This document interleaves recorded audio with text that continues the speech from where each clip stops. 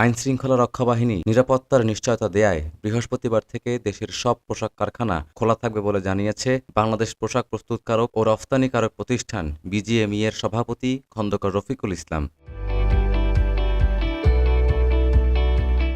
বুধবার চলমান শ্রম পরিস্থিতি নিয়ে আয়োজিত জরুরি সংবাদ সম্মেলনে এ তথ্য জানান তিনি। বিজিএমইএর সভাপতি বলেন, আজকে শতাধিক পোশাক কারখানা বন্ধ ছিল। কিছু জায়গায় হামলা হয়েছে।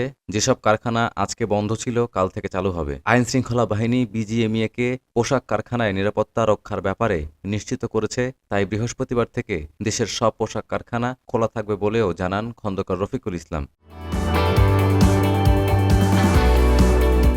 পোশাক কারখানায় যারা ঝামেলা করেছেন তারা বহিরাগত জানিয়ে তিনি বলেন, অভ্যন্তরীণ সমস্যা খুবই কম। বহিরাগত কারা হামলা চালাচ্ছে তাদের চেনে না বিজিএমইএ। এদের খুঁজে বের করার দায়িত্ব আইনশৃঙ্খলা রক্ষাকারী বাহিনী। এর আগে বুধবার চাকরি এবং নিয়োগে নারী পুরুষের সমানাধিকার সহ বিভিন্ন দাবিতে গাজীপুরের সড়ক অবরোধ করে বিক্ষোভ করেন পোশাক শ্রমিকরা। এদিন দুপুরে শ্রমিক বিক্ষোভের জেরে গাজীপুর, সাভার এবং আশুলিয়ার শতাধিক পোশাক কারখানা ছুটি ঘোষণা করে মালিকপক্ষ।